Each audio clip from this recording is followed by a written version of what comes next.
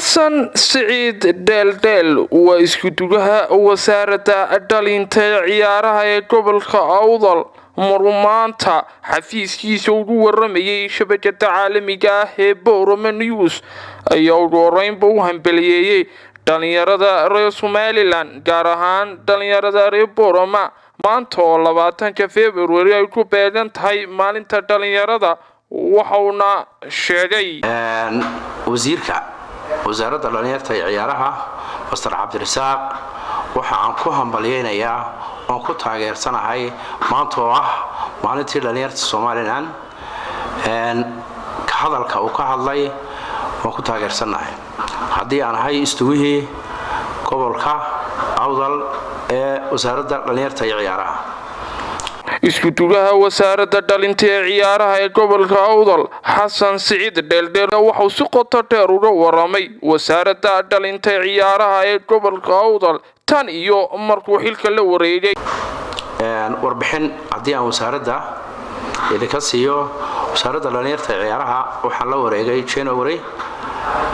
14keegii oon xilka la kala wareegnay istuwii hore wasaaradda dhalinyarada ee ciyaaraha waxa uu igu soo wareejay shaqaale ahaan 14 wasaaradda kamid ah 14 ka shaqaalaha waan isugu yeeray kulan wasaaradda oo shir ayaan yeelanay waan isku fahanay policy-gan u shaqeyn lahayn dhalinyartana ugu faa'iideyn lahayn ayaan ka wada hadalnay taas waa tii wasaaraddahan iyo shaqadii sidii ay noogu fuli lahayd waxa intaay raacdaa waxa aan soo kormeeray astiskii iyo garoonadii ay lahaayeen gobolkan awdal ee sportiga ku magacaabnaa runtii garoonka weyn ee Xaashtaar Stadium oo aanan wali dhamaystirnayn aase maamulahaana aan kulan kala yeelanay oo kala hadlay sidii wax looga qaban lahaa iyagoo markii intii ugu horeysay aniga ballan qaaday sidii wax uga qaban lahaayeen wali hadda waan ku wada guda jirnaa sidii aan wax uga qaban lahayn ee garoonkaasi oo isku raaci lahaa haday shabagahan noqoto haday garoonka roogi yaalay noqoto intaba wax qabadkoogii maamulka gobolkan awdal brasaabka iyo maayirkaba waan ka wada hadalay kalfadhi baana ka yeelanay insha Allah sidii ugu dhaxsa badanna waan uga hawlgali doonaa wixii aan ugu yimi wasaaradda ama shaqaalihii ka noqoto ama dhalinyarta iyo hawlgalkoogii ha noqotee waxaan ugu yimi iyadoo ay taagan tahay xulkii gobolka awdal ee koobka soo qaaday hadii ay noqoto orodaadka hadii ay noqoto ciyaarihii foodka ama basketballka inamadii kamid ahaa intii la shaqaaleeyay saddexdan oo kamid ah oo ay qaadatay dawladda hoose oo wali arintooda ay taagnayd in aan dhaqaajiyay saddexdiinana maanta ay yihiin rag ka tirsan dawladda hoose degmada Boorama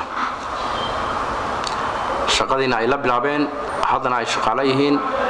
iskutugaha dhalinta ciyaaraha ee gobolka awdal xasan siciid daldal oo hadalkiisa si wata ayaa hoosta ka xariiqay fariin uu diray ganacsatada kala duwan ee garoonka Xaaji Tahir Stadium ku nabtay xayeysiisyada waa sida uu hadalka u dhigay wuxuuna tilmaamay haddii aan ka iyadana u gudbo oo aan baaqsiyo ganacsatada iyo shirkadaha gobolka awdal garoonka Xaaji Tahir Stadium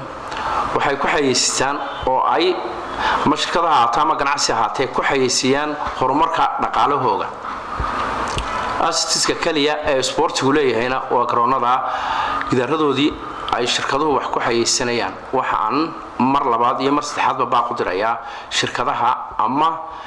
ganacsatada ku xayeysata gidaarada waxa istuwihii igu horeeyay oo u gudbiyay waraaqo ay ku qoran tahay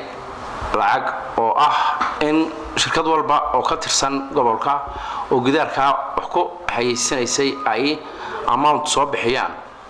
lana gaarsiiyay shirkadaha iyo ganacsatadaba waxaan leeyahay laga bilaabo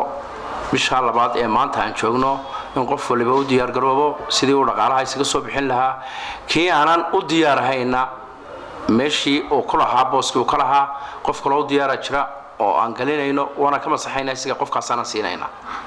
ugu dambeyntiina waxa uu baaq u diray qurbajoodka iyo qolqoljoodka inay isku garab istaadaan hiil iyo hooba la garab istaadaan dhalinyarada xiisaysa isboortiska. mar labaad baa ku dirayaa qurbajoogta iyo qolqoljoogtaba ciddii danaynaysa isboortiga dhalinyartan gobolka Awdal wixii ay ku soo darsan karayaan in ay ku soo dirsayaan aan diyaar u nahay. Cabdilrasaaq Cumar Miicad Abdirsaaq Qowliyo Boorama News Boorama.